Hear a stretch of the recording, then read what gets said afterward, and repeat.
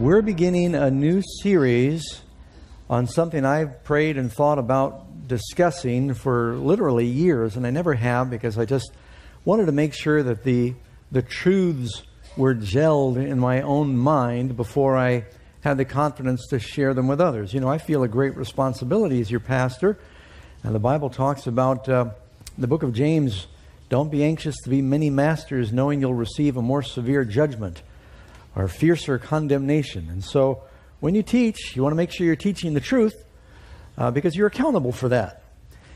And I have been studying for a few years and reading what others have written about the subject of Islam. And with things happening in the world today, it's been prominent and in the news, and we are wondering, as Christians, does this factor somehow in prophecy? And so I've chosen to speak on this subject, and the message today, dealing with Islam, Christianity, and prophecy, is going to be part one in the series, and it's called Sibling Rivalry. You know, the Bible is full of stories of sibling rivalry, and there's quite a few that go through the span of history too. Prominent brothers and sisters who had some rivalry or some battles. You know, it was one of the Ptolemies that he decided that his two children would co-rule. One of them was called Cleopatra, and then his younger son Ptolemy, and Cleopatra didn't care for that. And she got Caesar on her side, and he ended up drowning in a battle in the Nile. You've probably heard about Elizabeth and Mary I in England, and one put the other in the Tower of London. One interesting story is about Artaxerxes II and Cyrus the Younger. When the king of Persia was ailing, these two brothers both thought they had a right to the throne. And you think brothers, you know, they just love each other. But I guess when it comes to power, you've never known of any cases of sibling rivalry. Any of you fight with your siblings? Well, they ended up both raising armies. And Cyrus came and he joined an army against his brother Artaxerxes II. Now, these are not the same Artaxerxes and Cyrus that you read about in the Bible. That name appears several times. And in this battle, Cyrus ended up bringing 30,000 men. He came to battle with his brother who had 60,000 men, and he was actually winning with 30,000 men. And with 90,000 men on the battlefield, wouldn't you know, they actually got to the point where the two brothers were face to face in battle. And Cyrus succeeded in wounding his brother with a spear, but the soldiers around his brother threw several darts at Cyrus and wounded him, and he died later that day, and the kingdom fell then to Artaxerxes II. Sibling rivalry. All the way back from Cain and Abel, Jacob and Esau. You can read about Jesus and his brothers, and David and his brothers, and Joseph and his brothers, and you've got a lot of examples in the Bible, even among the girls, Rachel and Leah.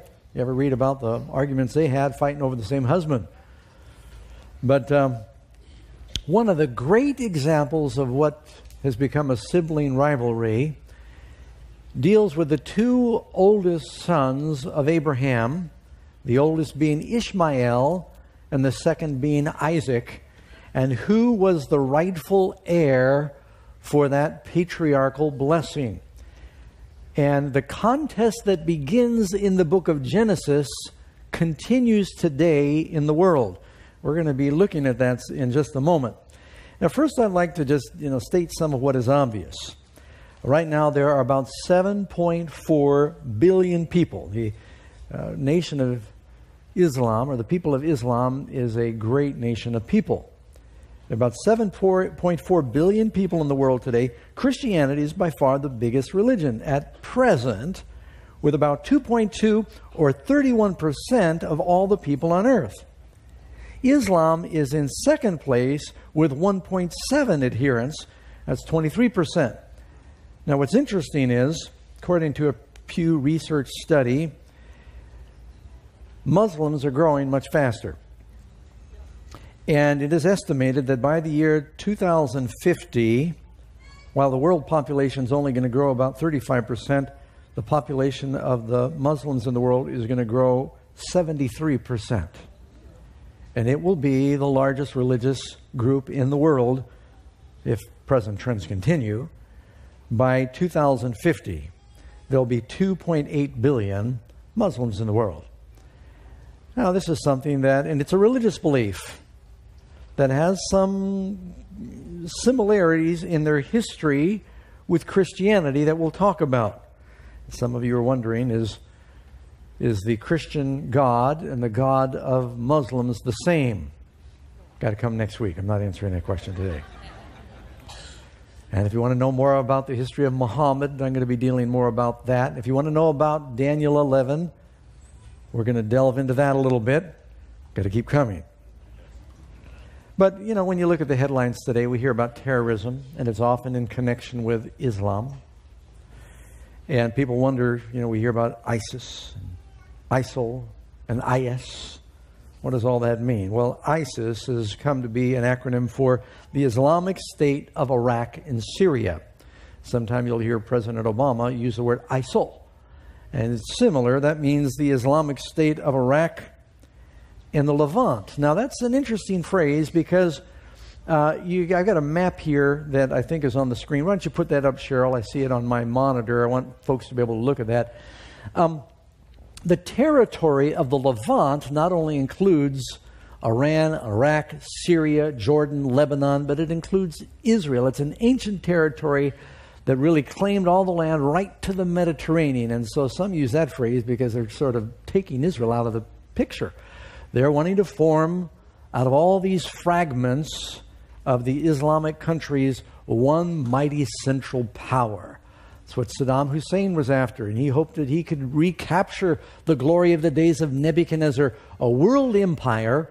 Of course, the religion of Nebuchadnezzar was nothing like Islam, but since it was some of the same territory around Baghdad, he was claiming Nebuchadnezzar as his ancestor because he wanted to be the one who would unite all these fragments of Islam and the Arab countries. Now, we've got to be very careful because while there are 1.7 billion Muslims in the world today, a few things need to be clear. Most Arabs are Muslims, but not most Muslims are Arabs. The majority of Muslims are not Arabs. Most Arabs are Muslims, and the Muslim religion did spring from Saudi Arabia and Muhammad, and it's got Arab roots that are connected with Ishmael. We'll get to that in just a minute. But the religion spread, and so today most Muslims are not Arabs. The largest Muslim country, I've been there, Indonesia, they're not Arabs. And you go to Pakistan and North India, North Africa, you're going to find there's a whole lot of Muslim people in the world that are not Arabs. And so we've got to be very careful. And we also have to be careful to understand that we do see that there's a lot of terrorism in the world, and a lot of the suicide bombings are connected with the religion Islam. Matter of fact, a couple of studies that I read, and there's others you can find. 2013 study by the Brookings Institute found that 77% of terror attack plots in the United States were motivated by Islam. A 2015 study from the Institute for National Security Studies, and that's based in Israel, so to give you a fair perspective, found that 99.5% of all suicide attacks globally were motivated by Islam. They found that out of 452 suicide terror attacks during 2015, of course the data is not all in on 2016 yet, this is just last year, out of 452, 450 were perpetrated by Muslim extremists. So people think about these things, and you read it in the headlines, and people become frightened. They say, oh, do I have to be afraid of the religion of Islam? Keep in mind that out of 1.7 billion, the vast majority are nice, peaceful people. But there is something that is definitely going on. You cannot deny that the terrorism is springing from a religious foundation. Those who are extremists, there's religious reasons for it. That's why we have not been able to achieve peace in the Middle East, and the recent Secretary of State basically threw his hands in the air and walked away not only in dealing with Syria, but in what's going on in Israel, because the problems are so deeply rooted because they're religious issues.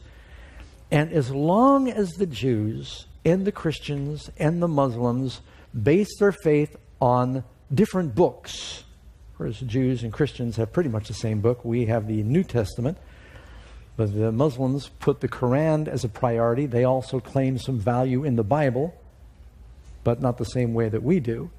So their documents of constitution, their religions are different, and they can't change that.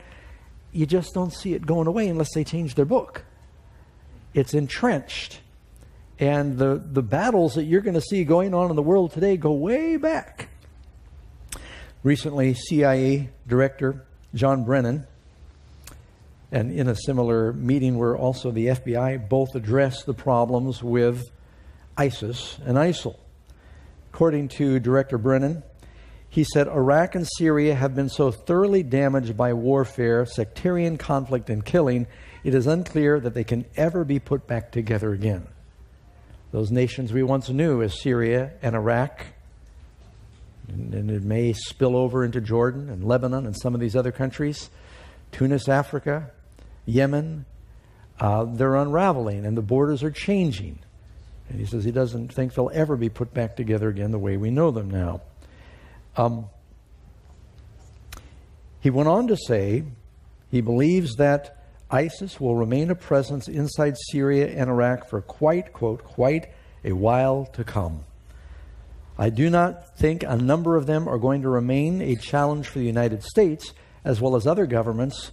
He says, I do think a number of them are going to remain a challenge for the United States as well as other governments for a number of years to come. James Comey, director of the FBI, made a similar assertion same day. He said, the threat, I think, will dominate the next 5 years for the FBI. And the impact of the crushing of the caliphate will happen. He said, adding, though, through the fingers of that crush are going to come hundreds of hardened killers who are not going to die on the battlefield. They are going to flow out. So these are issues that are not going to go away quickly. Now, as I mentioned before, while it is true that most Arabs are Muslim, not most Muslims are Arabs. Judaism, or rather Christianity, is rooted in Judaism, but most Christians are not Jews. You see what I'm saying? So to understand this, and when you consider that the two primary religions in the world today are Christianity and Islam, is more than 50%, and they are growing faster than Buddhism and Hinduism, which are the other prominent religions. There are only about 16 million Jews in the world. Compared to the other religions, they're very small, but they're an amazing people in that they have a great deal of influence on the finances of the world in media. I'm just stating a fact, and I'm a Jew. But and it's a small country, got a lot of technology, a lot of brain power, a lot of influence. But when you think about the numbers, Judaism is a very small number compared to the billions you find in Christianity and Islam. So to think last day prophecy is not going to factor in these religions, I think is reckless. So we're going to go into that, but before we do, you've got to go back in order to understand it, because these ancient stories have a bearing on future events. So we're going to go way back. We're going to go to the book of Genesis, and I think you'll find in this study, go to Genesis 12 if you have your Bibles. I won't have all the scriptures on the screen because I think you still bring your Bibles to church. I will have a few pictures and comments. Go to Genesis 12, and we're going to be reading verse 1 to 3. After the Tower of Babel fell, God then calls someone by the name of Abraham. And God says to Abraham, get out of your country, from your family, from your father's house, to a land I will show you. I will make a great nation. Don't miss that phrase, great nation. It's coming up again. I'll make a great nation of you, and I will bless you and make your name great, and you will be a blessing. And I'll bless those who bless you, and I will curse him who curses you, and in you all the families of the earth will be blessed. This is a messianic promise. This is a promise that Abraham would be the family, the tribe, through which the messianic line, the line of Jesus, would come through Abraham. But there was a problem. So you got to go now to Genesis chapter 16. And if you read in Genesis 16, verse 1, Abraham is, God calls him at 75 years old to come out of Ur, the Chaldees. He says, I'm going to make you a great nation. He's married his half-sister Sarah, evidently a very beautiful woman, because he lies twice and says it's his sister because she's so beautiful. He's afraid that the Philistines and the Egyptians are going to kill him and take his wife. And she's already like over 60 years of age the first time. But it is a problem. So they've had no children. God even renames Abraham, gives him the name from Abram to Abraham, which means father of a multitude. So it's, what's your name? Father of a multitude. Oh, really? How many kids do you have? None yet, but I'm optimistic. So that must have been embarrassing. And Sarah didn't want to see him forever embarrassed. And so you read in chapter 16, verse 1, Now Sarah, Abram's wife, had borne him no children. And she had an Egyptian maidservant whose name was Hagar. And you might wonder, where did he get her? Because Abraham came from the east. That's not where Egypt was, west of the promised land. Well, before chapter 16, you got chapter 12, there was a famine. And Abraham, after he went into the promised land, he had to go down to Egypt during the time of famine. And the Pharaoh there sent him out of the country, and he gave him a lot of gifts. You can read in Genesis 12:16. He treated Abraham well for her sake, and he had sheep and oxen, male donkeys, male and female servants. So the Pharaoh gave a lot of gifts, including female servants. Among the female servants that were given to Abraham and Sarah in chapter 12 was one by the name of Hagar. And Hagar's name means fugitive, immigrant. Isn't that interesting? The sojourner, it also has been used in another context to mean ensnaring. And so going back to Genesis 16, Sarah has this idea. She says to Abraham, look, I can't have children, but I don't want you to be childless. Since Hagar is my maidservant, I'll have her work as a surrogate. She can bear children for me. He said, go into my maid. Perhaps I'll obtain children by her. And you thought that was a modern phenomenon. And so Abraham, he just goes along. He heeds the voice of his wife Sarah. And he took Hagar, her maid, the Egyptian. She gave her to her husband Abraham. That must have been tough. To be his wife. After Abraham had dwelt 10 years in the land of Canaan. They still had no children. So he went into Hagar, and she conceived. And when she saw that she had conceived, her mistress became despised in her eyes. Now, I've underlined that. Right here you see, now keep in mind, Hagar is going to be the mother of Ishmael, who ends up being the first Arab, father of the Arabs. Sarah, the mother of Isaac. Can you imagine now, Sarah, she's the wealthy one, she's the real wife. Hagar is a surrogate. She's bearing children for Sarah, but she's having her own baby. Sarah can't have any. Hagar is conceived. She's beginning to have her tummy show. And as they get together around the campfire at night with all the other servants, Abraham had a large household. He's got 300 men in his household. The closest number we can get. He's got 300 men that are part of an army. So you figure how many more sustain that group.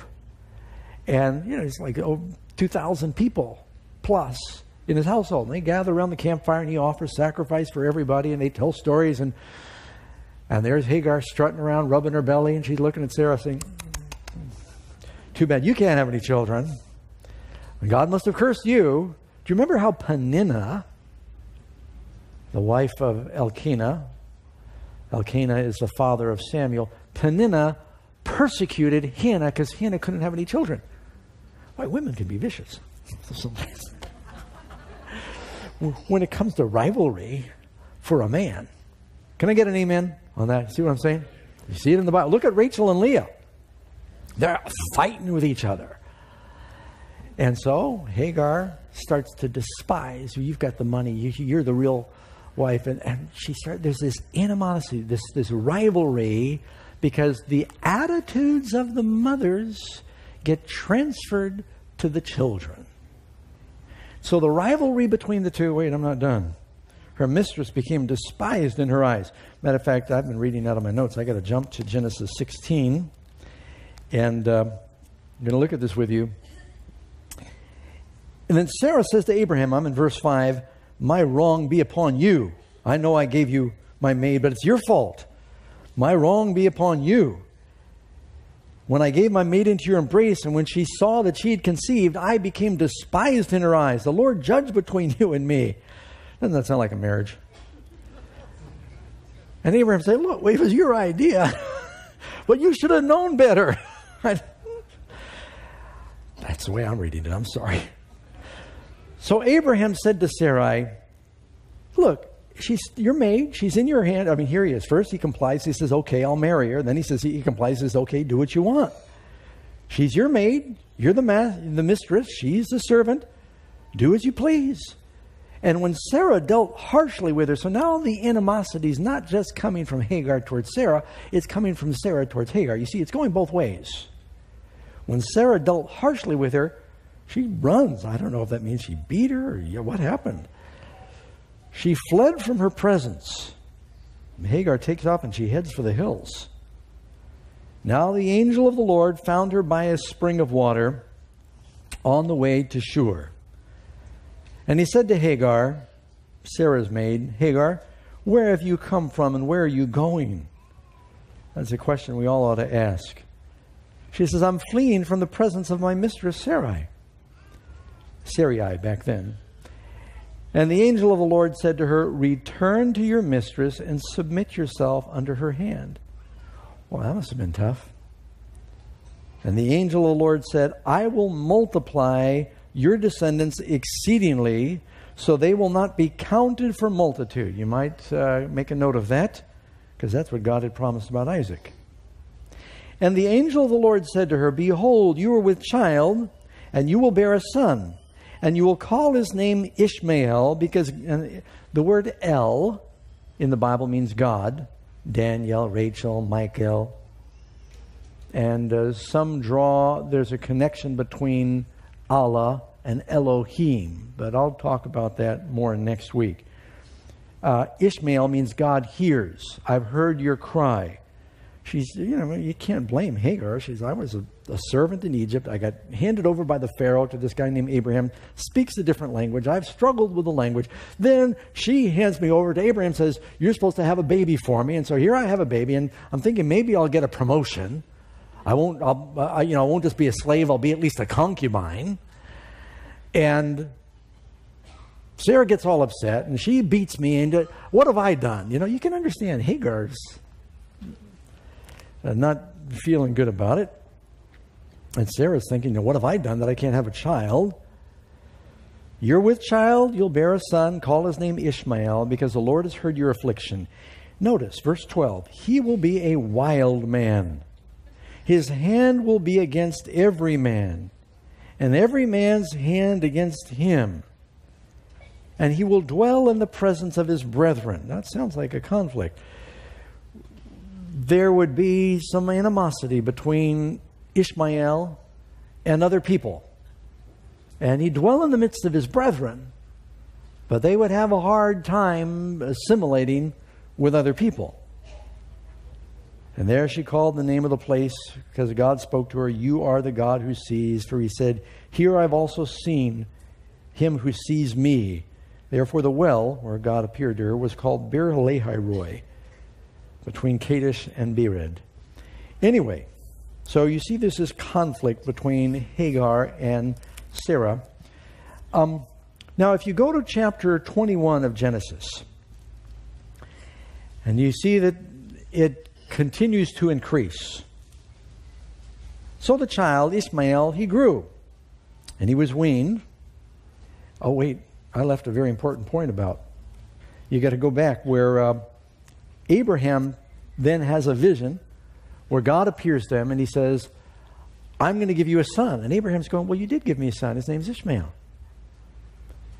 And God is saying, no, I'm going to give you a son by your wife. I never told you to take another wife. I told you I was going to make you a father of a multitude, and you lost faith and thought you were going to help me out. And you accomplished by works what was supposed to happen by faith. You accomplish by carnal means what was supposed to happen by spiritual, miraculous means. He says, I'm going to give you a son through Sarah. I don't know if you've known anybody like this, but I know 2 or 3 people a couple, they tried to have children. They couldn't have children, so they adopt. And guess what happens? Then they have children. Anyone know anyone like that? They just didn't wait long enough. But God evidently wanted that child adopted, and so he worked it all out. But God said, you ran ahead of me. This was not my plan. Which also reminds us that polygamy is not God's plan. It did not work well for Abraham or Jacob. I've always wondered, Abraham had several wives. We'll get to that Keturah later. Jacob had 4 wives. Isaac had 1 wife. And even though Isaac was younger, he's the son of Abraham, Isaac lived longer than Jacob. Or, this is a fact, he lived 180 years. He lived longer than his father lived, and he lived longer than Jacob lived. It's not God's plan. It'll shorten your lifespan. Makes sense to me. So, Abraham then prays to God. God says, I'm going to give you this promised son. He prays and he says, Lord, I wish that Ishmael might live before you. And God said, he is going to live before me. And I'll bless him. But I'm going to give you a child by Sarah. And so God blesses Sarah. She gets pregnant, 90 years old, has a baby. Now, 90 then was not like 90 now, because 175 is how long Abraham lived. Is obviously, you haven't met anybody 175 lately. I just read an article on aging. And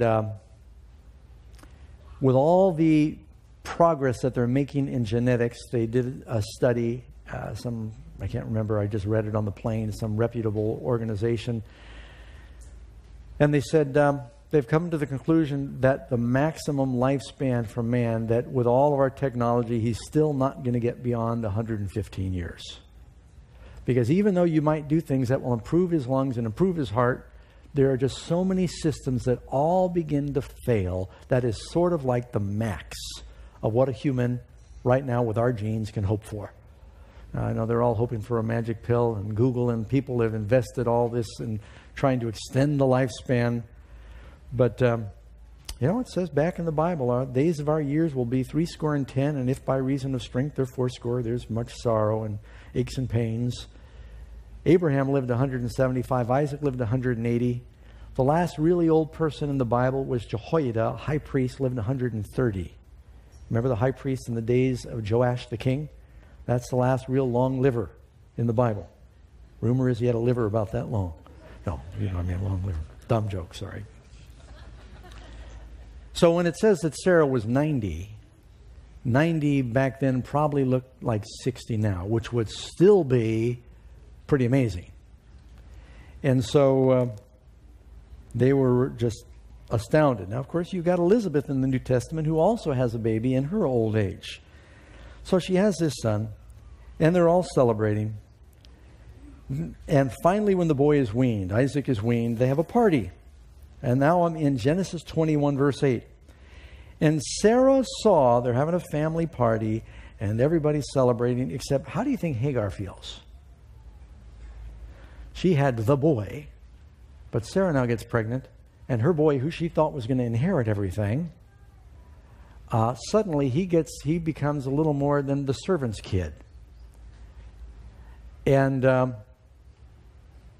can you just see all of her ideas of the prosperity of Ishmael and his being the firstborn and his getting the inheritance are dashed?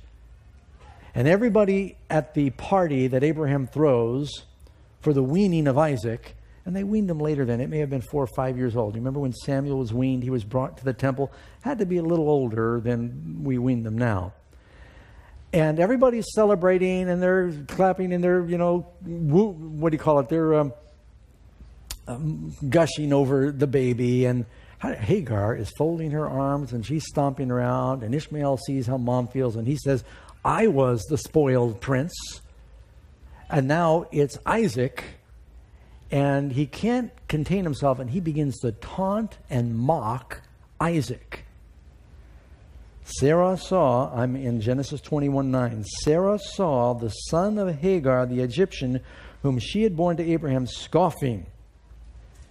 And then she said to Abraham, boy, they just had a blow up. Cast out. You know what that word cast out means? Divorce. Cast out this bondwoman and her son, for the son of this bondwoman shall not be heir with my son, namely with Isaac. And the matter was very displeasing to Abraham in his sight because of his son. Ishmael's his son. The father loves his son. Remember what Abraham prayed, Lord, what about Ishmael? He cared about him. And God then speaks to Abraham. He says, do not let it be displeasing in your sight because of the lad, because of the bondwoman. Whatever Sarah says to you, listen to her voice. Now, that's not a scripture you're supposed to take too far. Whatever Sarah says to you, listen to her voice, for in Isaac your seed has been called. So do you see right away what the difference is? The promised seed, the Messiah, was going to come not through Ishmael, but through Isaac. And we're going to go to the New Testament in a minute and look at that. Yet I'll also make a nation of the son of the bondwoman, Ishmael, because he's your seed. So Abraham rose early in the morning. He had to do something very difficult. He took bread and a skin of water. Now, I just want to stop right here and mention something about Abraham you're going to notice. When God told Abraham to do something, he did it right away. Abraham obeyed. God said, I want you to circumcise as a covenant that day. He doesn't wait. Everybody, including himself and his son, are circumcised. Ishmael was 13, and Abraham, it was just before he's like 90-something, are circumcised. And God says, I want you to offer your son. He does it right away. And God said, I want you to cast out the bondwoman. He doesn't say, all right, 90 days later. Boy, the next day, he saddles her up, and he says, you've got to go. As soon as he knows something is God's will, he does it, even though it's difficult. We could all learn something from Abraham. When you know something's God's will, the longer you dilly-dally, the devil will give you rationalizations to not do it. I was talking with a friend this week who used to go to church and has been missing church. And he confessed to me. He said, you know, I haven't been there in a while. So you pray for me, Pastor Doug. I said, I'll pray for you, but what about tomorrow? I said, how about going tomorrow? I said, I can pray for you, but you can change tomorrow. And in other words, right away, because that was her first Sabbath. Anyway, so he sent her away. He rose up early in the next morning. He took bread and a skin of water. He put it on her shoulders. He gave her the boy to Hagar and sent her away. He gave her some finances, but instead of going to a town, she's all brokenhearted. She goes out into the wilderness. She departed and she wandered in the wilderness of Beersheba. She knew how to get back to Egypt. And the water in the skin was used up. And they became dehydrated. It may have been a dry part of the year. There's no rain. The springs are going dry. And it got so bad that they're dying of thirst. Now, that can happen quickly. I did an amazing fact, I think it was this year, about a father and a mother from France with their 8-year-old boy decided they were going to walk across the White Sands National Monument in Alamogordo, New Mexico. And it's only about a 10-mile walk, but it was a very hot day, and they didn't take enough water with them. And along the way, they started running out of water. They became extremely thirsty, and they kept giving their water to the boy. Well, finally, when they were found, the boy was alive, and both parents had died one day out in the desert. So it can happen. So she wandered, and maybe she got lost, and she ran out of water, and she thought, we're done for. We're going to die. But God had promised that that boy was going to be a great nation. He wasn't going to die. And she put him under a bush, looking for shade, I expect. And she went and sat. She said, I don't want to sit here and watch him die. She went and sat about a bow's distance from him. Didn't want to hear him cry and die. She said, let me not see the death of the boy. Nobody should have to watch their child die. So she sat opposite him, and she lifted up her voice and she wept. She sat across a hill from him. And God heard the voice of the lad. And that means not only, he's 13 years old, he's intelligent. She's not only crying and praying, he is praying, Ishmael, and crying. Because it's not, God didn't just hear her voice, he heard the voice of the lad. And the angel of God called to Hagar out of heaven and said, "What ails you, Hagar?"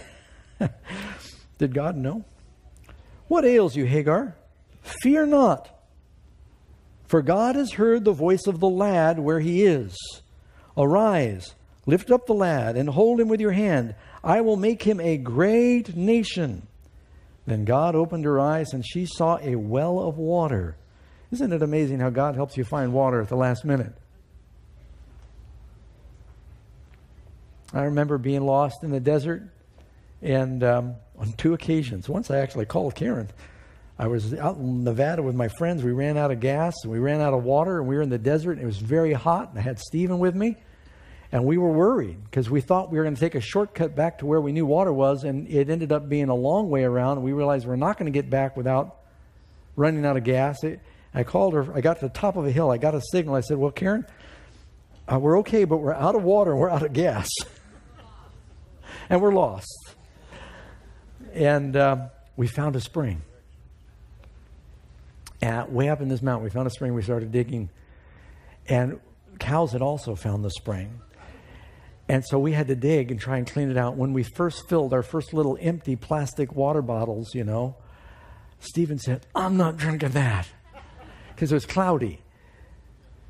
And he saw us all drinking and going, "Oh, so cold." We got it right where it came out of the ground. Tried to get it as clean as we could. But it still had clay in it. "Oh, it's so good." Stephen said, "I'm not drinking that." We were, "Oh, it's so good." Finally he said, "Okay, give it to me." And so when I hear about God showed him the water. Remember when Samson, he won that battle and he was dying of thirst. He said, "What good is it? I've won the battle, I'm dying." And God all of a sudden made a spring come up out of the ground. So when we're at our wits' end, can God take care of our needs? Can he bring water out of the desert? God opened her eyes and she saw, well, it was there, but she finally saw it. And she went and filled the skin of water and gave the lad drink. So God was with the lad. She never went back to Egypt. He was in the wilderness, and he became an archer. He became a skilled hunter. And he dwelled in the wilderness of Paran. And his mother took a wife for him from the land of Egypt. Don't miss that. So, going back to our message here, I want you to notice now that there's a persecution that happens between Ishmael and Isaac. Ishmael ends up being the father of the Arabs, which of course is where you get Islam. And Isaac becomes the father of the Jews and subsequently the Christians, through which Christ came. One persecutes the other. This is where it starts relating to what's going on in the world today. Now you might be thinking, well, that 13-year-old boy taunting baby Isaac, I guess he was more than 13 at that point, because he was 13 when he was circumcised. He must have been 17 or so at that point.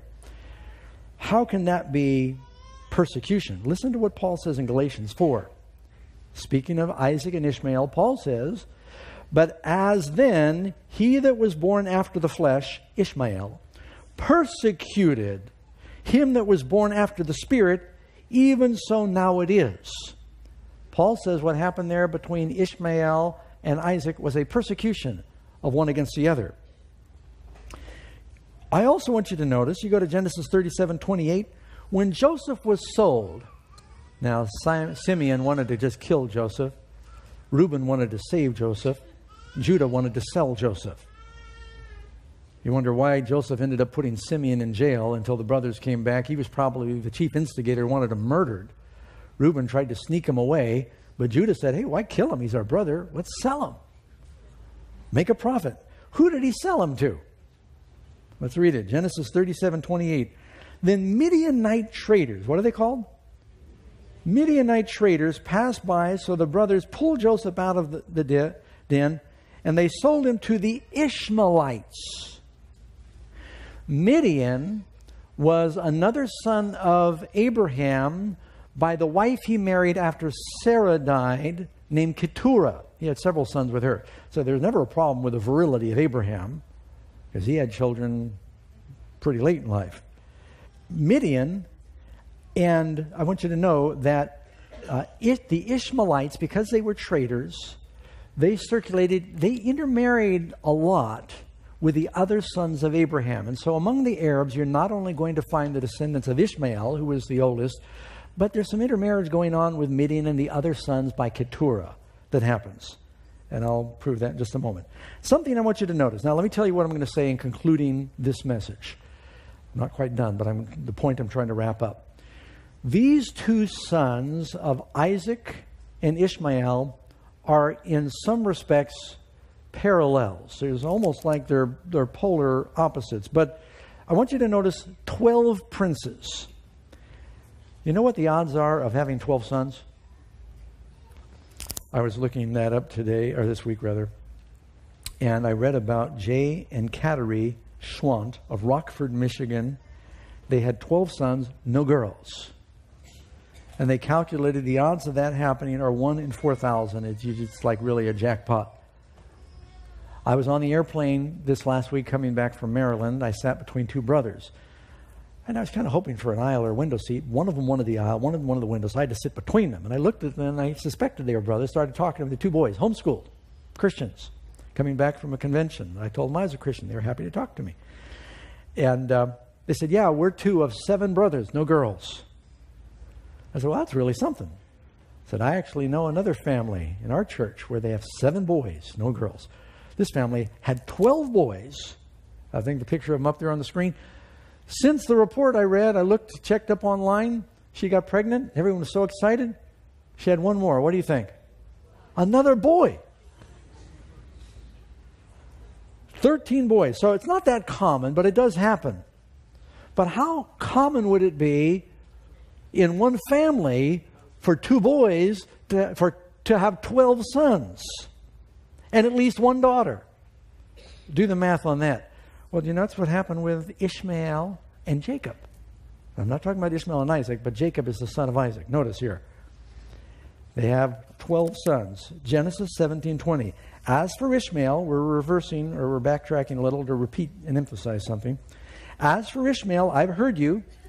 I have blessed him, and I will make him fruitful. Abraham prayed for Ishmael. And I will multiply him exceedingly, and he will beget 12 princes, and I will make him a great nation. Now I want you to notice what it says here about Ishmael again. Genesis 25:16. These were the sons of Ishmael, and these were their names by the towns and their settlements. 12 princes according to their nations. So nations came out of Ishmael. You go to Genesis 35, and it says, now these are the sons of Jacob, 12. But wait, there's more. And Esau, you know who Esau is. I know some of you ladies are having no problem following this. The guys, when you start talking about they're related to him by this person and that person, I go, well, I can't figure that out. But Jacob and Esau are brothers. Jacob and Esau are the sons of Isaac. Esau, he was the son of the flesh. Isaac, the son of the spirit. The promise came through Jacob. But Esau, when he saw that Rebekah and Isaac were upset that he had married Canaanite girls, and they had sent Jacob all the way back to Haran to get a girl who believed in Yahweh, he said, well, all right, if it'll make you happy, I'll marry one. And it says Esau married Ishmael's daughter. So not only did Ishmael have 12 boys, he had at least 1 girl. You with me? And that's in Genesis 28:9. Esau went to Ishmael and took Mahalath, the daughter of Ishmael, Abraham's son, the sister of the firstborn of Ishmael, to be his wife, in addition to the wives he had. Did Jacob also have 1 daughter and 12 sons? You're seeing in these 2 nations, because the Jews came principally through Jacob, and the Arabs came principally through Ishmael, almost polar opposites. There's a parallel happening here. And what are the 2 great religions in the world today? They spring from these 2 families that you see. And the same persecution and estrangement that you saw way back in the days around the campfire with Sarah, Abraham, Ishmael, Hagar, and Isaac are going to play out in final prophecy. That's my theory that I've become convinced of. I'm not the only one who believes that, by the way. So notice a few statements. it says of Ishmael, I'm going to make you a great nation. Look at some of these parallels. Genesis 21:17, God heard the voice of the lad, heard him cry, I will make him a great nation. It also says regarding Isaac, I am the God of your father. Do not fear to go down to Egypt. I will make of you a great nation. Actually said that to Jacob. So you got two great nations have come out of Abraham, springing from 12 sons. The number 12 in the Bible represents church. It's a religion, religious leadership. 12 apostles. Jesus used that number. You could have picked 11, 14. So you got a religion that comes from Ishmael, and you've got a religion that comes from Isaac. It says your offspring would be innumerable. I'll multiply your descendants. Genesis 16:9 and 10. And there's, you got a map on the screen. You can see the dark green colors on the map represent the concentrations of the world where 99% up to 100% are Islamic. And these are the countries that all flowed out from Saudi Arabia that kind of engulfed some of these great empires. You read also in Genesis 26, to Isaac he said, I will make your descendants multiply like the stars of heaven. I will give your descendants all these lands. But what he says to Isaac, he does not say to Ishmael. Here's the difference. To Abraham he says, in your seed all the nations of the world would be blessed. To Isaac he says here in Genesis 26:4, and in your seed all the nations of the world would be blessed. The blessing would come, the truth. Because if you don't have truth, you don't have blessing. The truth, the Messiah who is the truth. Are you with me? The truth, the Jews were the guardians of the word. Paul says God committed to the children of Israel the oracles of truth. Doesn't mean they always kept it, but they had it. Genesis 28:14. Then God repeats the promise to Jacob. Also to your descendants, they'll be like the dust of the earth, and you'll spread around, and in you and in your seed, all the families of the earth will be blessed. So he only says this to Abraham, Isaac, and Jacob. And that's interesting. Abraham, Isaac, and Jacob, all three had wives that had trouble getting pregnant. You know about Sarah. We just read that. The Bible says Rebekah was barren. And Isaac prayed and God opened her womb and she had twins. And the Bible says Rachel had problems having a child. And Jacob prayed and eventually she had Joseph and later Benjamin, died giving birth to Benjamin. They all had problems having children. The other thing is because their children were born as a result of prayer and intercession and promises. Spiritual births. You got that? There's something about Abraham, Isaac, and Jacob. These promised children are spiritual births. There's a lesson for us there. The other thing is, where did they get their wives? They kept bringing their wives out of Mesopotamia to the promised land. Abraham said, don't take a wife for Isaac from the local girls. She must be a believer in the true God. He said to Eliezer, his servant, go get a wife from my people and bring her to the promised land. It's important because Abraham, Isaac, and Jacob all got their wives out of Mesopotamia and brought them to the promised land. And then God says, Babylon is fallen, come out of her, my people. God calls his church out of Babylon, spiritual Mesopotamia, to the promised land, the New Jerusalem. See what I'm saying? And children of Israel were carried away captive to Babylon. They came out of Babylon in the days of Cyrus and came back to the promised land. That's the whole story of Ezra and Nehemiah. So this is carrying on through history. It's going to happen in last day prophecy as well.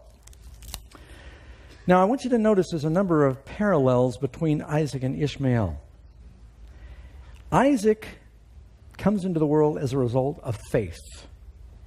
Ishmael comes into the world by natural means as a result of works. God had promised a promised miraculous child to Abraham and Sarah. They couldn't wait. They said, we're going to help God out. We're going to do it by works. It represents the carnal son, whereas you've got Isaac is the spiritual son. The interesting thing is Isaac then has two boys. And Esau is the carnal son. He's willing to sell his birthright for a pot of beans. But Jacob is the one through whom the truth comes. He is the spiritual son. He wants the blessing. He tells Esau, you can take all of Dad's possessions. You can get the inheritance. Matter of fact, when Jacob came back into the promised land, he gave things to Esau. And he said, you keep it. He says, I want the spiritual blessing. And he got that, didn't he? The Father put his hands on him and he blessed him. And so there's a big debate, because I don't know if you're aware of this. Only Isaac is called the only son. When Abraham is called to sacrifice Isaac, God says, take your son, your only son. What about Ishmael? God so loved the world, he gave his only begotten son. It's because Isaac was a type. When he went up on the mountain as a sacrifice, he was a type of Christ.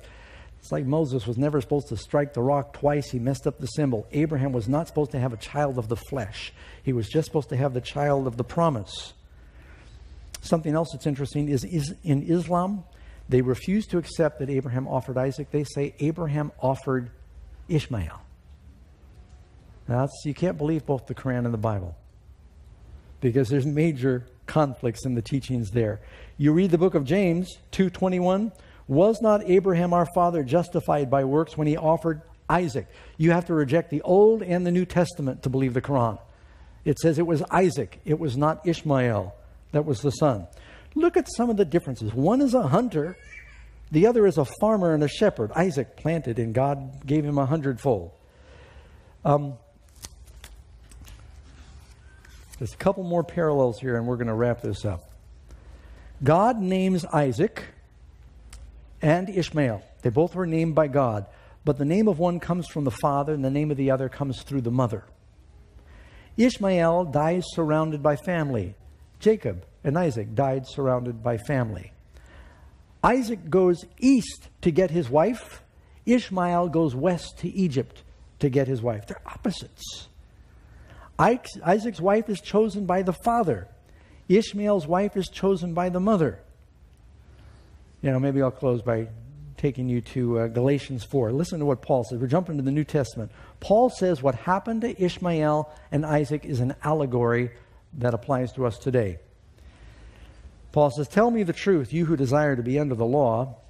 Do you not hear the law? For it is written that Abraham, and of course Genesis was called part of the law, Abraham had two sons, one by the bondwoman, the other by the free woman.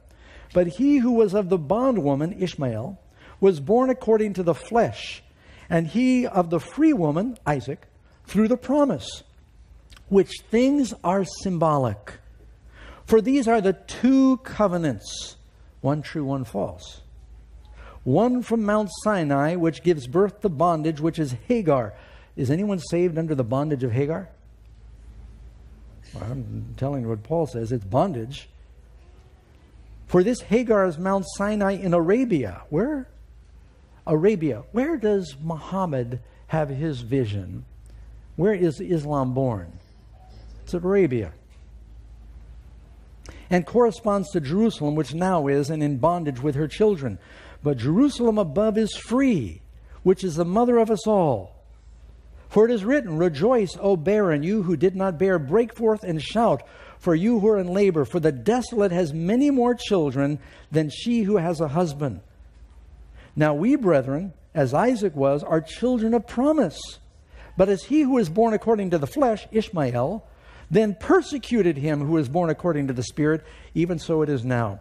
Nevertheless, what does the Scripture say? Cast out the bondwoman and her son, for the son of the bondwoman shall not be heir with the son of the free woman. So, brethren, we are not children of the bondwoman, but the free. What does this mean? Well, in our day and age, I think as we near the end of time, you're going to see an increasing polarization in the world between these two great ideas, these two great families. Now, if you're a Christian, your faith springs from Isaac and Jacob. If you're an Arab, your faith is springing, it has its roots in Ishmael and Muhammad. And you can see in the world today, these are the two principal religions that are being very aggressive about sharing their faith. And I believe things are going to reach critical mass in the end of time, and it's going to result in the final events. But I don't want to get ahead of myself now, because, wait, there's more. And we're hoping that you'll be praying for me as you come and you participate in this series. You know, if you read in the book of Genesis, chapter 25, it talks about the last time that Isaac and Ishmael saw each other. Just going to close with this. Abraham again took a wife, and her name was Keturah. And she bore Zimran, Joktan, Midian, Medan, Ishbek, and Shua. And it goes through the genealogies, and it says, this in verse 7 is the sum of Abraham's life, which he lived 175 years. Then Abraham breathed his last, and he died in a good old age, an old man full of years, and was gathered to his people. It's interesting. That's what it says about Ishmael. When he dies, he is gathered to his people. And his sons, Isaac and Ishmael, buried him. That was the last time we know of that they came together to bury their father in the cave of Machpelah, where he had buried Sarah, not Hagar.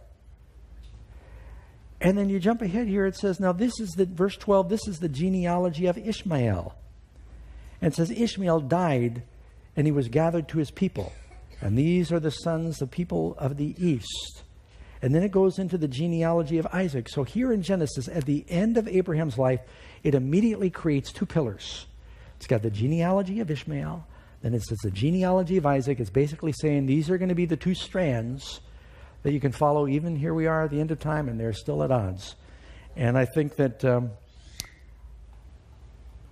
going to be amazed as you see how these things will affect us today, and learn more about these two religions and what the differences are. I hope you'll be praying with me as we proceed. But as we close, I just want to say there's only one name under heaven whereby we must be saved.